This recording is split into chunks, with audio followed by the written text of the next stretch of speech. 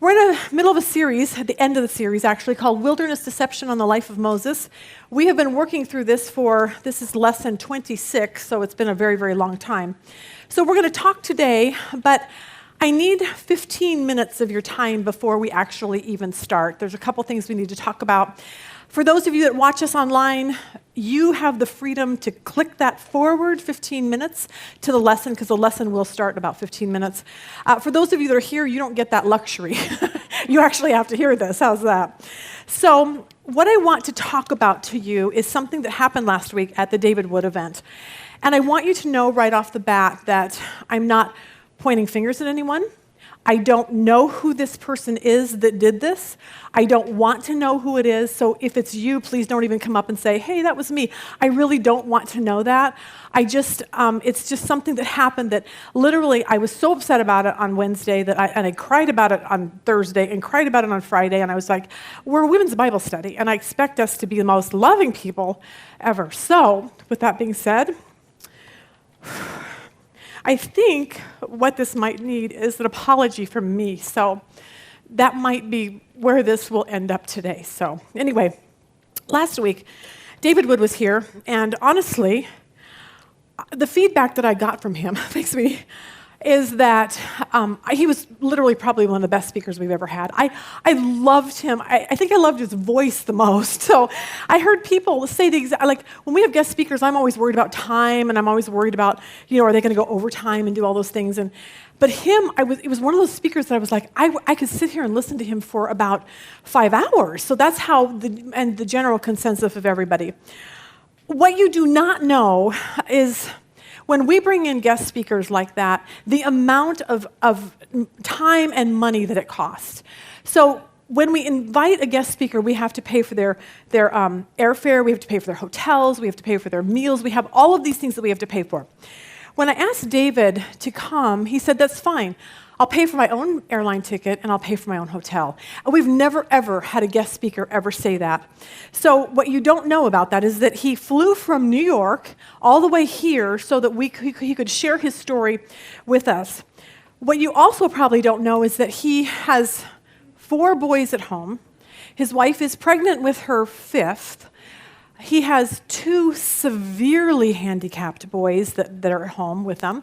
They're hoping and praying the child that she's pregnant with now, they're all a genetic thing going on.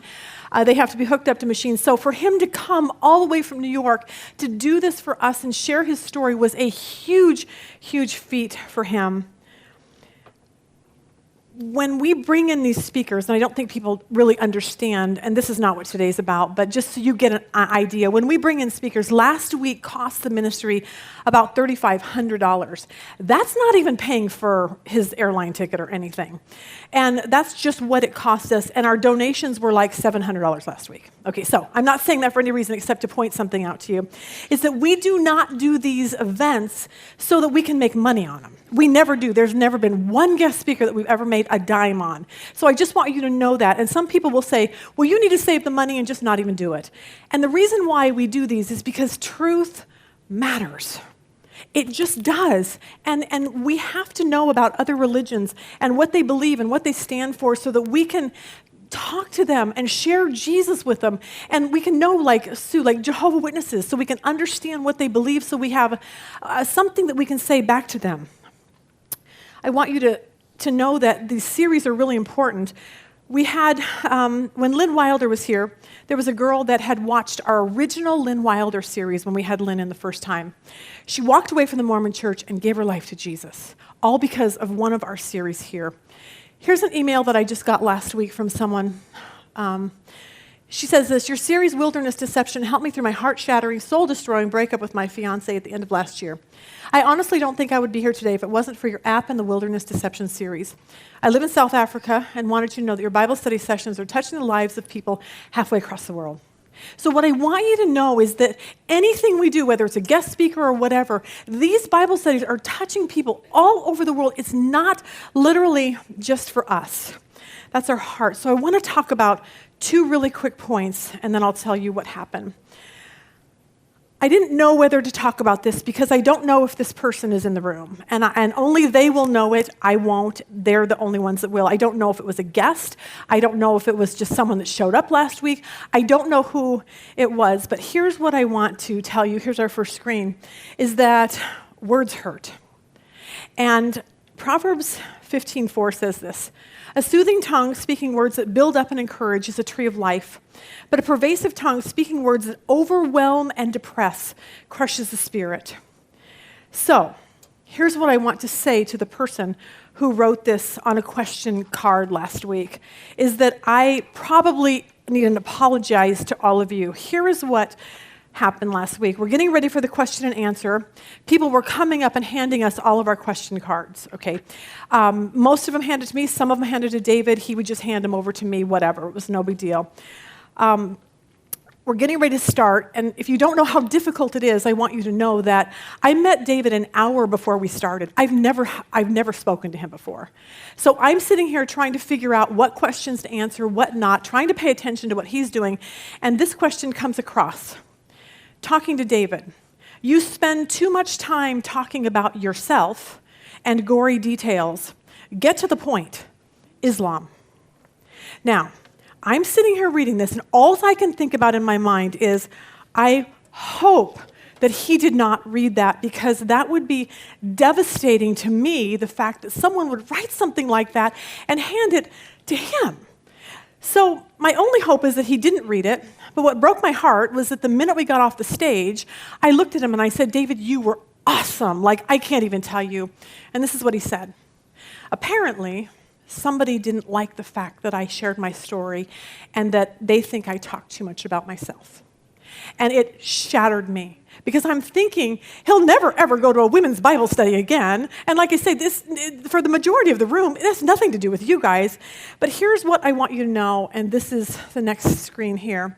Know the backstory before you judge a situation. My sister sent this to me yesterday. Here you go.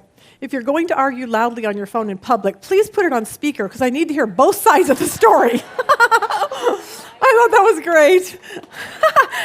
But here's the deal, and I'm going to give you the backstory to this story. And my apology is to whoever wrote this, is that I must not have made this clear enough that when we have guest speakers, they all share their story. They have to. And the only reason why they do is because you need to know who they are and why they are proficient in holy sexuality or Mormonism or Islam or whatever. And so they come and share their story. Now, I specifically heard David's story before, and I asked him, please, for the first 40 minutes, don't talk about Islam. I need you to talk about your story. Because what you don't know that I know is that people from prisons, we hear from them all the time. Their children are in prison, their parents are in prison, whoever's in prison, and they're desperate to know that there's hope in prison. And David's story just gave us the greatest hope of possible, and that's why I asked him to share his story. So my apology to you is that maybe I don't make that clear enough. That when we have guest speakers, they are going to talk about their story. And if you come here, and maybe I touted it like 2 hours of Islam, and maybe I did do that, and that's my fault. So I want to apologize to you publicly for that. And that wasn't my heart. My heart is the whole package together is what I think. So here's what I would ask of you is that if you ever have a problem with a guest speaker, please come up and talk to me. Don't ever write anything, because I'll tell you what, I don't know that I'll ever get him back again. And I think it hurt his feelings, and I don't blame him. And I apologized. My husband apologized. I sent him an apology email. And so what I did is I realized that speakers of all people need encouragement. Your pastors need encouragement. You need to be sending your pastors an email and saying, thank you for doing this, because here's what I realized, and you probably understand this, but putting together a lesson or a sermon every week is a daunting task. It's so exhausting, I can't even tell you. But I think what's worse than that is someone who's a guest speaker. They walk into a room filled with people they don't know, they've never met, they don't know anything about you, and so that is even more daunting. So what I'm asking you to do is, I put in your email, I put in your handout, I'm sorry, that David his email address. And if you feel like it tonight, and you feel like God is asking you to do this, I would ask that you send him an email. Thank you so much for coming to our women's Bible study. We're so appreciative. It's David Wood Apologist or something, I think that's what it says. We're so appreciative that you took the time out to come and visit us and do those things. So anyway, thank you for listening to that today. I'm sorry if I've made something that it isn't, but I want you to know what it takes to get these people here. And it's all because we care deeply that people come to know the Jesus of the Bible. That means everything to us here. And the only way we're going to know that is to know what other religions believe. So, all right, we're good to go? All right.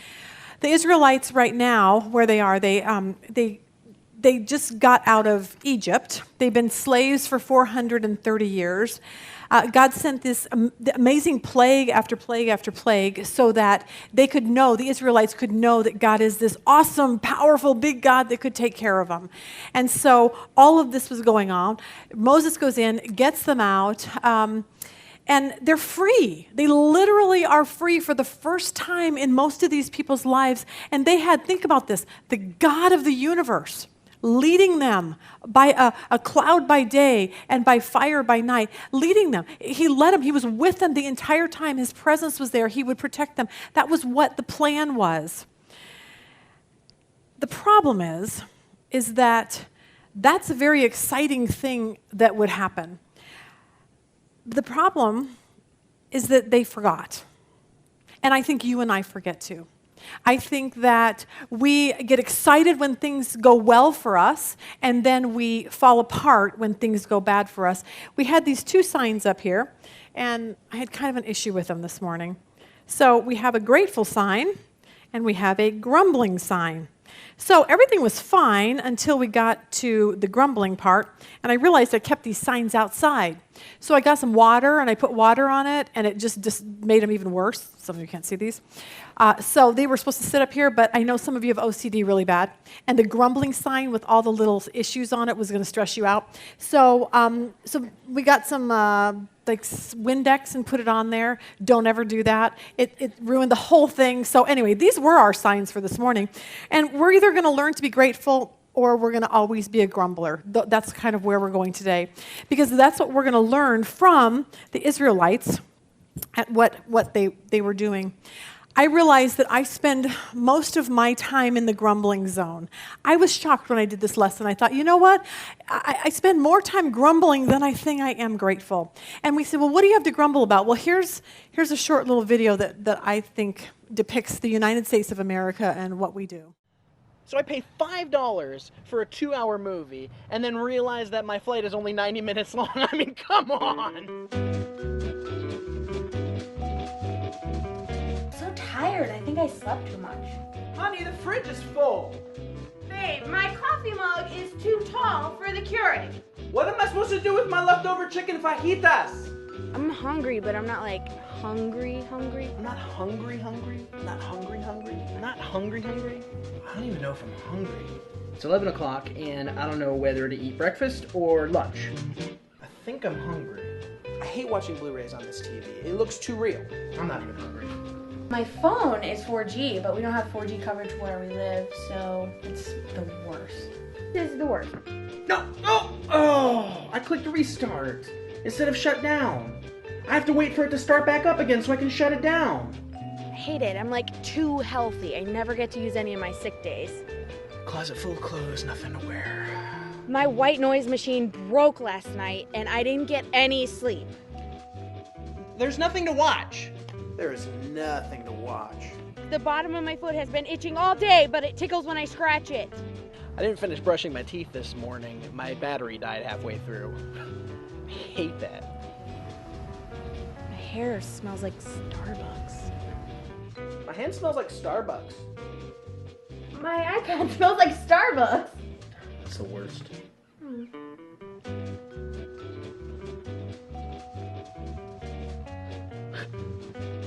I lost it. Just shoot me. Just shoot me. Put me out of my misery. Kill me now. Just shoot me in the face. Wasn't I just chewing gum? I don't remember spitting it out.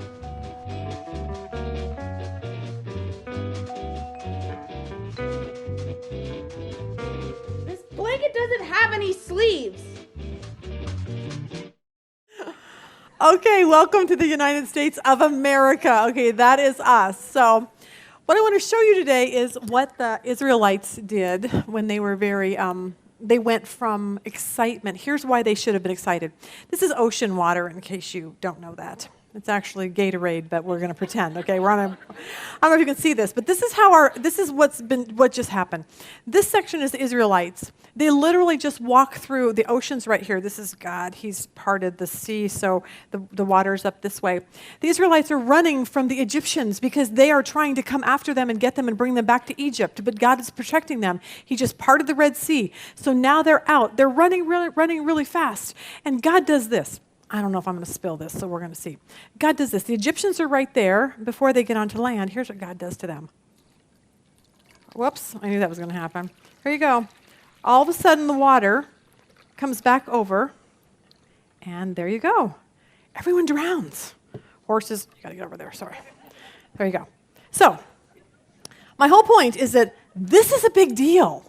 Like, that just doesn't happen. The sea parts. The Israelites walk by. Then suddenly, as soon as the Egyptians get there, the water comes back over and destroys them all and kills them all because God wants to protect his people. And so this is a really, really big, important event that just happened. And they were excited. So here's what happens in Exodus 15. And we're going to see when you and I have things in our life that are really exciting and really good, we get excited for 5 seconds. And then when something bad happens, we forget about it. And this is the pattern that we're going to see from the Israelites and what they do and how fast gratitude fades. Look at Exodus 15:1.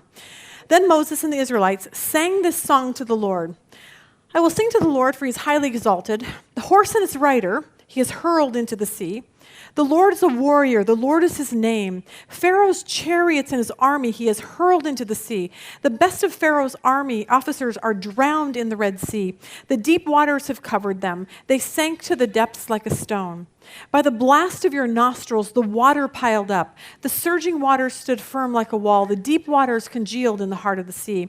The enemy boasted, I will pursue, I will overtake them. I wonder if I need glasses, because I seriously have the hardest time seeing now. Oh, amazing. Let's see, where were we? They say, 9, the enemy boasted, I will pursue them. I will overtake them. I will divide the spoils. I will gorge myself on them. I will draw the sword. My hand will destroy them. But look at how God is awesome. And they sang, but you, God, blew with your breath. And the sea covered them. They sank like a lead in the mighty waters. When Pharaoh's horses, chariots, and horsemen went into the sea, the Lord brought the waters of the sea back over them. But the Israelites walked through the sea on dry ground. Then Miriam, the prophetess, Aaron's sister, there you go, took a tambourine, okay? And she was all excited. And so she starts singing, and all the women followed her with tambourines and dancing. And Miriam sang to them, sing to the Lord, for he is highly exalted. The horse and its rider he has hurled into the sea. Okay, see what's going on? They are so ecstatic. Like, okay, that was good. That whole scene just happened. And if something big like that happens in your life, you are going to be so excited. Some of you get that. You are shaking a tambourine because you got the job. Like we're shaking it because Cheyenne got her job, okay? So we're super excited about that. But you're shaking the tambourine because the baby was born healthy. And you're shaking the tambourine because like the test came back negative. I mean, you see, we shake the tambourine when things are going really good. But you know what? That does not last very long. Here's when the tambourines get put down. Let's look at our next screen. When our circumstances change. When your circumstances and my circumstances change and go a completely different way, tambourines go away, and we're a little annoyed with God. Here's the kind of people I want us to become on the next screen. I want us to be when circumstances don't dictate my love for and trust in God. That's the place that I want us, if we get nothing else from the series, that's where I want us to walk away saying, you know what, it doesn't matter what happens. My boyfriend breaks up with me. I get in trouble over here. This happens over here. Whatever. Like, I just know God and I trust him and I believe that he's got a plan for my life and I'm just not going to worry about it. That's the place that I want us to get to. Not where we're tambourine 1 minute and just angry with God the next. If you don't get anything else from this lesson, here's what I want you to realize on this next screen. Look at this next one. God could have led them straight to the promised land. Now think about that. God really could have. He could have just led them by a cloud, 14 days from Egypt into the promised land. Good to go. They're there. The same goes with you. God could lead you right to the guy you're supposed to marry in 5 minutes. God could lead you straight to that perfect job. I think about this with Cheyenne. God could have led her to this job, but he had her wait 3 to 4 months of waiting. And like I said before, when I asked her what she learned, she said, I'm learning how to trust God. She would never know how to trust God if he led her straight to the job. Do you see what the wilderness times do for us? It gets us to the point where we learn more about God and we learn to trust him. God could lead you straight to the doctor who would give you the absolute perfect diagnosis for you. But he usually doesn't. And this is why. Next screen. We usually do not get to know God or learn to trust him when life is going good. We just don't. And I want us to think about, what if we actually took that statement to heart and said, you know what, no matter what comes in my life, this is what I'm going to be like. Look at the next screen. We're going to say, this is awesome. I had a fight with my husband. He wants to leave me. The doctor gave me bad news. My kids are driving me nuts. I lost my job. This is where I want us to get, to where instead of falling apart, that we say, this is awesome. What a great way to know God and trust him to provide and get me through this. We learned that this week. Our whole business deal that I told you about, of course, April 15th shows around, and we were told a certain amount of money we would have to pay taxes because of this whole thing, and when it came down to it, it was like, oh, it's a lot more than we expected. And a year ago, I would have fallen apart. I would have said, you can't do this to me, God. What are you thinking? And I just laughed. I said, you know what? Whatever. But I wouldn't have gotten to that point had I not gone through the wilderness learning how to trust God. So God could lead you right to the plan for your life right today, but he usually doesn't. And we see that here. He never did with the Israelites. He led them to places where they were forced to learn to trust him. Here's what I've learned in life on the next screen. You and I will never know the strength of our faith until we hit a low low, and when we do, we will either cling to him or blame him and walk away. So, here's where we were with the Israelites. We are in the grateful zone. Okay, this is where they are. They've got tambourines out. They're all super excited about everything that's going on. And then, this is what happens in verse 22. Then Moses led Israel from this Red Sea, and they went into the desert of Shur. For 3 days, they traveled in the desert without finding water. Now think about that. Tambourines, to suddenly in 3 days, no water. And the first question they're asking is, where's God? Has he left us out here? Has he forgotten about us? No. He's leading them to a place where they're going to learn to depend on him. That's a good place to be. So they look up and they see water. And they're like, yay, it's water. They go running to it. They're getting ready to get their tambourine out again, okay? But here's what happens in verse 23. When they came to Marah, they could not drink its water because it was bitter. Bitter water. They were so excited about the water, and they finally had something to drink, and they got there, and it became bitter. So their thankfulness and their tambourines stopped. And here's what happened in verse 24. So the people grumbled against Moses, saying, what are we going to drink? So here's my question to you. How would you feel if that were you? You've been 3 days without water. You're kind of confused. You don't know what's going on. Are you going to be thankful in that situation? Are you going to be thankful for bitter water? Or are you going to be just like the Israelites and grumble about everything because nothing's going your way? It seems to me this on our next screen. God is trying desperately to teach them a lesson that you and I should all learn. Here's what they are. Apostle Paul says this in Ephesians 5:19 through 20. He says, sing and make music in your heart to the Lord, always giving thanks to God the Father for everything. He doesn't say give thanks when it's good. He doesn't say give thanks only when good things happen your way. He says give thanks in everything, which means you need to thank God for bitter water. You need to thank God for the fight. You need to thank God for the bad things. You need to thank him. Say, God, I don't know what you're doing, but you know what? You're leading me. If you are leading me, I am going to trust you. Philippians 4:4 says this, rejoice in the Lord always. Again, I say rejoice. Always. Always. See that where it's continual. It's not like partial. It's always. 1 Thessalonians 5:16 says, be happy in your faith and rejoice and be glad-hearted continually or always. It's just that way. God's saying, I need you to get to the point in your life where nothing throws you, and you literally are going, you know what? I'm just going to trust that God is doing something in my life. Now, most of you are thinking at this point, like, well, that's awesome that the Apostle Paul wrote that. He probably did it while he was on a Mediterranean cruise, okay? Mediterranean's over there, you would think that. We would all be happy and saying things like that. Some of you are thinking, well, maybe he was at this big thing like Billy Graham and, thousands of people were coming forward to receive Jesus in their life. Maybe he wrote that when he was well-fed and taken care of. But you know where he wrote that? In prison. Paul was in prison. He had 2 prison stints in Rome. One was under house arrest. The second one was in this building here. Now, we went to Rome.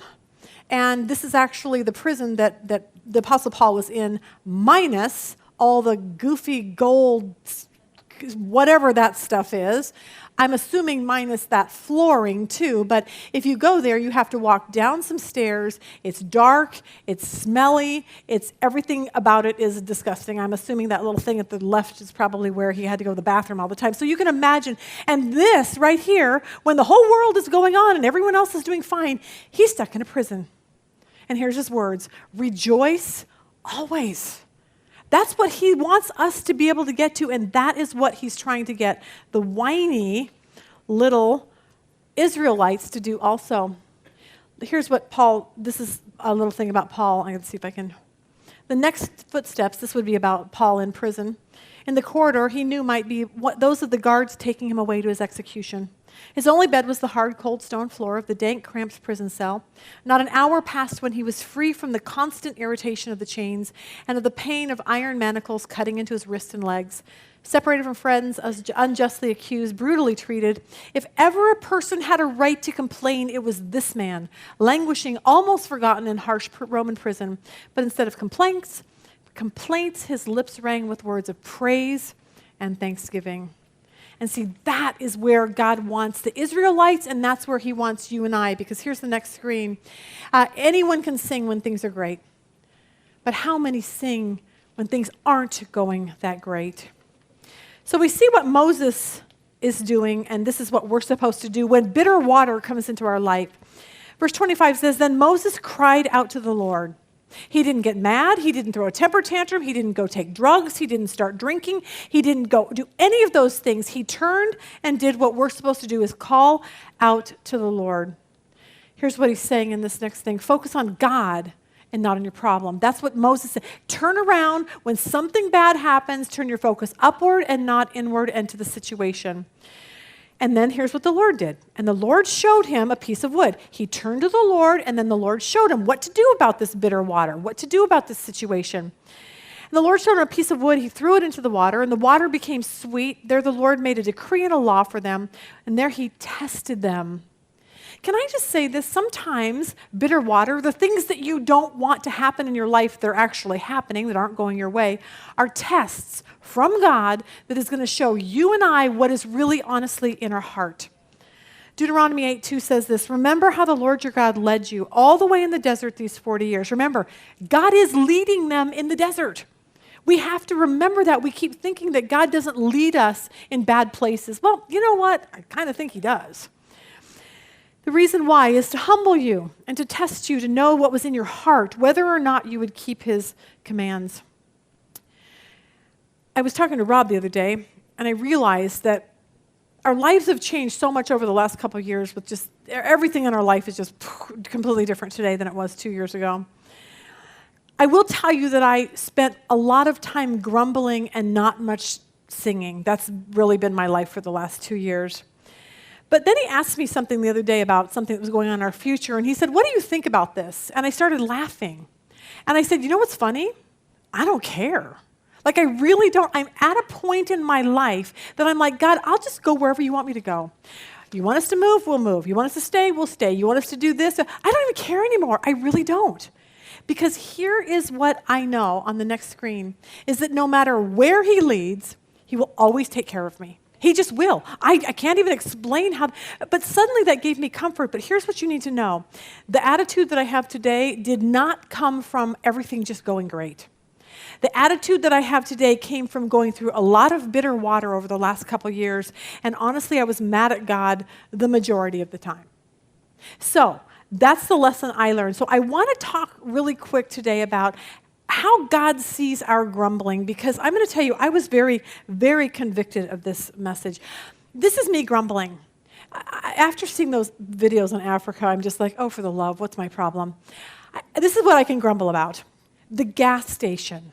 There's nobody that hates to go to the gas station more than me. I wait till it goes ding, ding, ding, ding, ding. You have like 1 mile to get to a gas station. And then I pull in and I'm totally annoyed that I have to actually stop, take 5 minutes to fill up my tank of gas in a car. And I'm like, what's my problem? How about thank you, God, that I have a vehicle? That would be a nice place to go. I was telling Rob the other day, I was laying in the bathtub and I turned the hot water on. I was like, Rob, the hot water just isn't hot enough, okay? Is there something wrong with our hot water? Like really, like serious, I need a hot bath, okay? And then it dawned on me, how about thank you that I have running water? Like most people don't even have that. What is my problem? And so I grumble about stupid stuff. We go out to dinner. We go out to Cafe Rio the other day, and they made this great bean burrow for me, and I sat down to eat it and put some hot sauce on it. This is what came out of my mouth. This hot sauce is too hot. The jalapenos must be in season. I can't even eat my bean burrow now. It's too hot. And I'm like, serious? Did someone not just cook you a meal in 5 minutes and you got it for free? I mean, you're sitting here complaining about the hot sauce? Yep, that's me. We go to a movie theater, okay, in the winter in Flagstaff. Somehow their heater wasn't working. You should have heard me. I can't watch a movie. I can't watch a movie. It's so cold in here. Like, this is ridiculous. What's wrong with these people? How about I get Dr. Pepper, peanut M&Ms, and popcorn, and I get to watch a movie. Most people in the world don't get to go to movies, but I do. How about thanking God for things like that? So I realized in this lesson that I am such a grumbling spoiled brat. And so that's what I took away from this lesson today. Here's my problem. Here's our next screen. This is how I think I look at life. Some people are always grumbling because roses have thorns. I want to get to the point where I'm thankful that thorns have roses. I thought that was great. Here's why I need to stop complaining. Here's our next screen. This is what I learned. Even on my worst day, I have nothing to grumble about. Nothing. If you are a follower of Jesus, that needs to be what you have to say too. We have nothing to worry. If I lost everything, my entire family, my parents, our home, our business, everything, if I lost everything in one day, I still would not have anything to grumble about. You know why? Because I know Jesus. And I know where I'm going to spend eternity when I die. And the only thing that matters is get those loved ones around me to know Jesus too, so that we can all spend eternity. This world is passing away. Solomon says it's vanity, vanity. I'm going to die. Rob's going to die. Our kids are going to die. Our grandkids are going to die. It's just the way that things work in this world. And so really, honestly, the job's going to go away. The boyfriend's going to go away. So what are we living for? It has to be that we're living for something that's most important, and that is Jesus. And if we're not, we're kind of going to be a mess on this world. But here's the deal. I never have anything to grumble about if that is true. Some of you are here and you're saying, but Lisa, you don't understand my situation. Something bad just happened. I just lost this. Here's my next thing on the screen. We have to get a different perspective. You're telling me you have a lot to grumble about, and I'm saying this not when we have a proper perspective on this life. Now, for a joke, you know I'm scraping the bottom of the barrel when I tell this one, okay? Judy Packard talks about the time her neighbor visiting the Holy Land, we're talking about roses, sent a letter describing the beautiful gardens in the Holy Lands, and her 6-year-old said, I wonder if he saw the rose. And she said, what rose? And the little 6-year-old said, you know, like the Bible woman saw. They went to the garden where Jesus was buried, and they saw Christ had a rose. Come on. Takes a while, I know. Oh my gosh, it's time to get Bible study over with. I know that. All right, let's talk about what the 2 million Israelites are complaining about. It's always food and water, which is usually my complaints too. But I want you to realize the logistics of this. We minimize the logistics of the miraculous that was going on at this particular time. Moses' job was to take care of 2 million people, probably over 2 million, and probably 2 to 5 million animals. I want you to really put that in context. If you've ever been to Israel, you know it is dry, it is desolate, there's no water anywhere, there's no food anywhere. Like, you stand on Masada and you look out over the Dead Sea and you realize the Dead Sea you can't even get water out of. I have no idea how God was planning on doing this. So somebody figured out what this would look like. If you have, here's our screen here, I don't know if you have 2.5 million people, say you eat 8 pounds of food a day, I'd be really fat if I did that, but let's just go with this. That would mean you'd eat 10,333 tons of food, divided by 50 boxcars to haul the food on a train, so you've got 200 boxcars, which is 1.9 miles of boxcars a day to get food to the Israelites. Now let's go to water. 2.5 million people, and let's say 5 million animals. I don't know how many animals, there was a lot. Say 5 gallons per animal. It's hot out there. You're going to need a lot of water. That's 37,500,000 gallons of water per day. 1,875 railroad tankers, 26 miles of water-filled tankers, 1.9 miles of food, means 28 miles of trains to deliver water and food every day to the Israelites. Now they're there for 40 years. Means you need 416,538 miles of food to sustain that many people for 40 years. What do you think about that? Now, here's what's so awesome about it, is that since no trains were available and there was nowhere to get this food or water, guess what? They had to learn to trust God for something that they could never do. They could never do this on their own. The only thing they could do was be, God, you need to provide this for me. You need to provide for my needs. So let's pick this up in Exodus 16:1. They set out from Elim and the congregation of the people. They came to the wilderness of Sin, which is between Elim and Sinai. On the 15th day of the 2nd month, they had departed from the land of Egypt. They've been in the wilderness a little over a month, maybe. And look at what they said in verse 2. And the whole congregation of the people of Israel grumbled against Moses and Aaron in the wilderness. And the people of Israel said to them, would that we have died by the hand of the Lord in the land of Egypt, when we sat by the meat pots and ate bread to the full, for you have brought us out into the wilderness to kill us, this whole assembly with hunger. This is their attitude after a month and a half of being out of Egypt. And there's something always weird about remembering the past. This made me laugh. Grandpa and Grandma were sitting on the porch rockers. They were watching the beautiful sunset when they were remembering the good old days, and Grandma turned to Grandpa and said, honey, do you remember the first time we started dating and you would just carefully reach over and grab my hand? And so he looked at her and smiled and grabbed her hand and held it for a minute. And then she got a little sassier and she said, you know what, honey, do you remember how after we were engaged, you would sometimes just reach over and give me a little kiss on the cheek? And so he reached over and gave her a little kiss on her little wrinkled cheek. Grandma got a little bolder. She said, honey, do you remember how after we were first married, you kind of just nibble on my ear a little bit? Grandpa slowly got up from his rocker and headed to the house, and alarmed, Grandma said, what are you doing? Where are you going? And he said, I have to go get my teeth. I'm sorry, I don't know why I thought that was cute. All right. When our kids were little, we used to go to Lake Powell. It was like something we did every single year. We had a houseboat, and we just would always, that was just the big thing.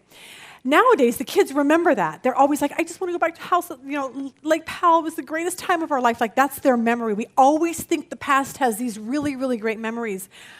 I'm like, let's put this in perspective.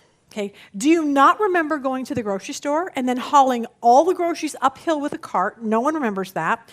Do you remember digging holes for the anchor? And then a big storm coming through, pulling the anchors out, the boat's flying, Rob's trying to do everything not to help it hit rocks.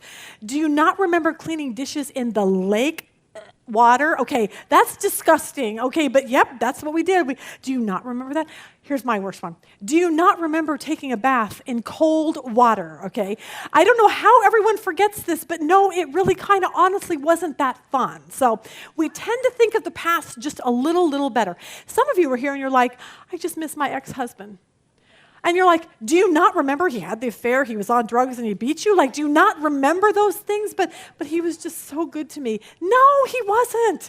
We tend to remember. You think the kids, oh, I just wish all my kids were home. I wish they all, that was the happiest time of my life. I'm like, do you not remember like them throwing up and getting sick and breaking legs and breaking arms? And then you have to feed them and then clothe them and then you have to do their laundry. And like all these things, do you not remember these things? And apparently we don't.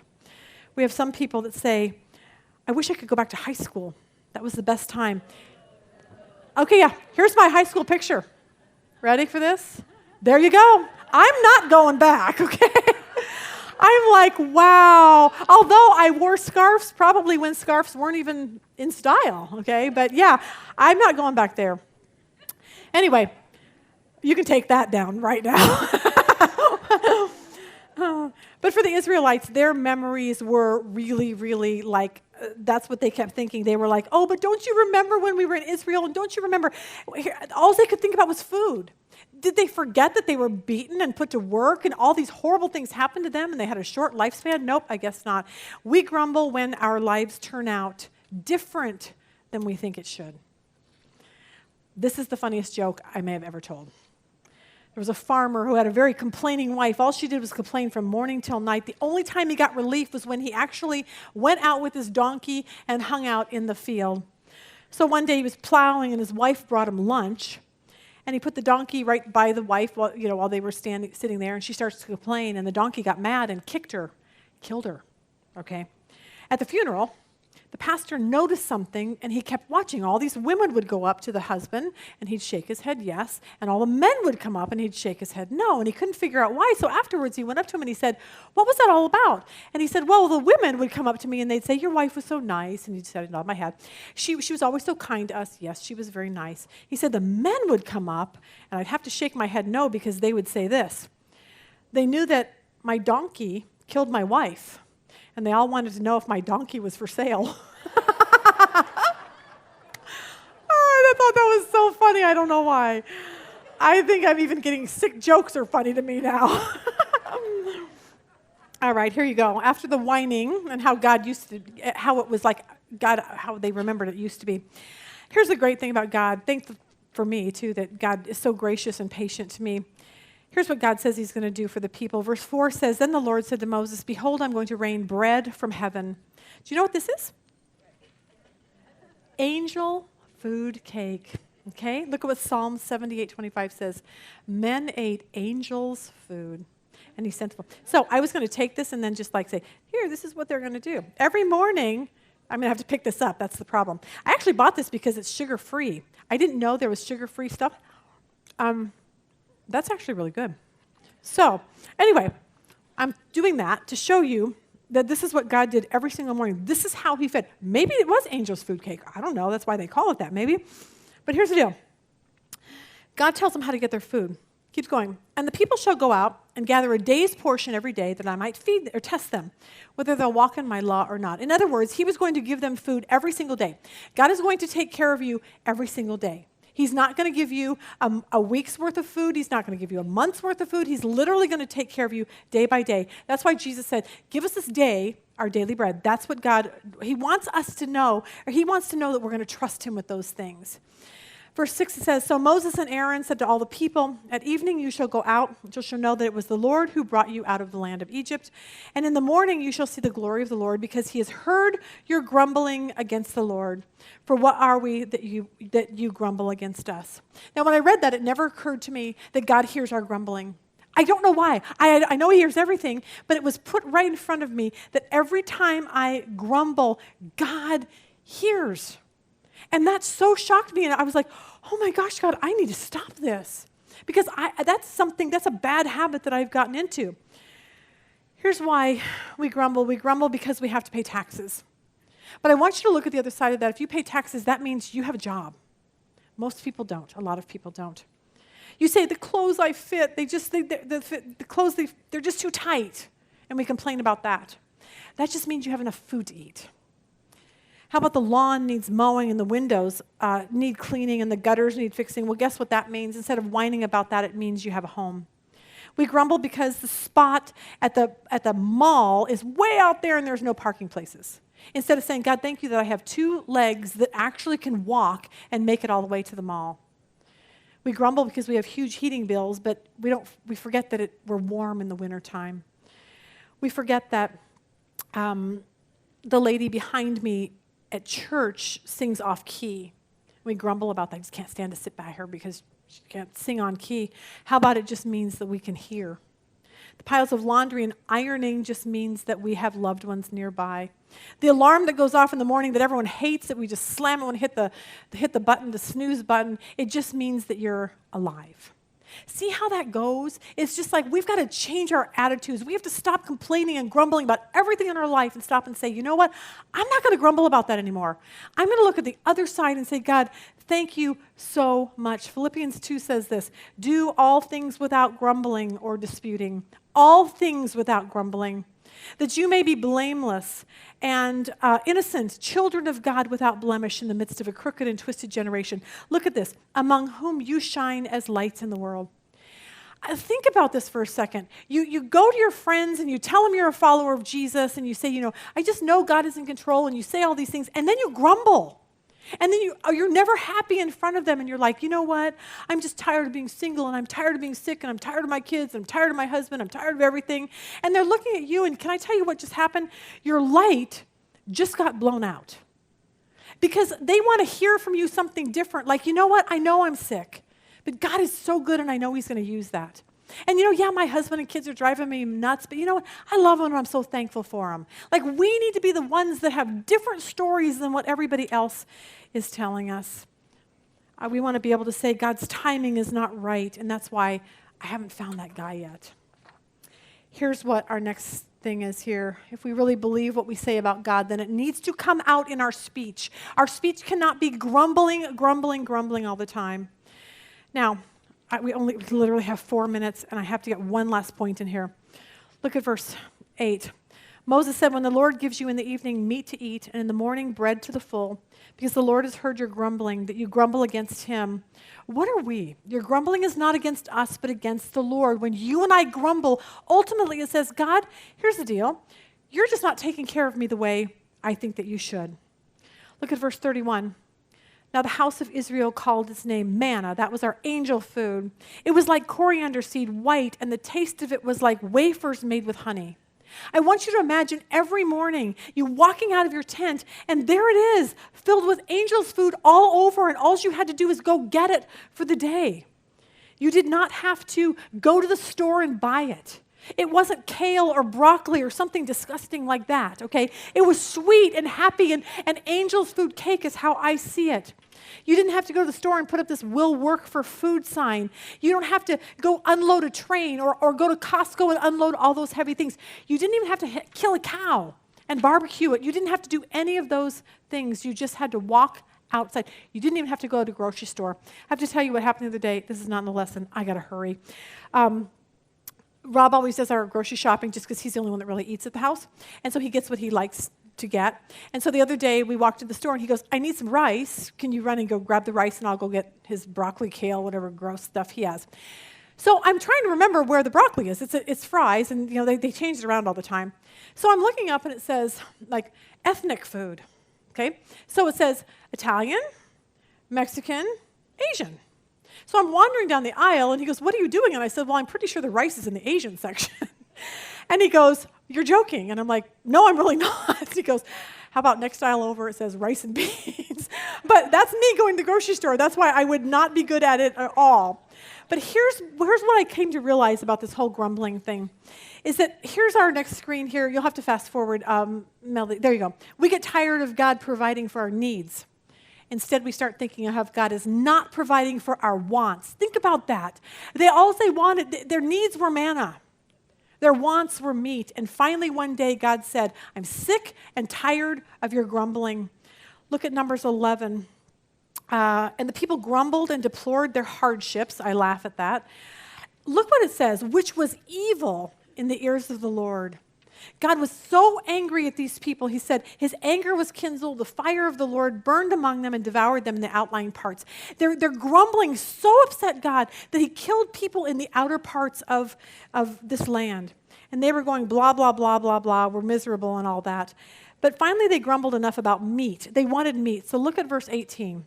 Therefore the Lord will give you meat, and you shall eat. He says, I'm sick of you telling me what you want. I'm sick of your complaining. I'm sick of your grumbling about it. So you know what? I'm going to give you exactly what you think you want. And so he does.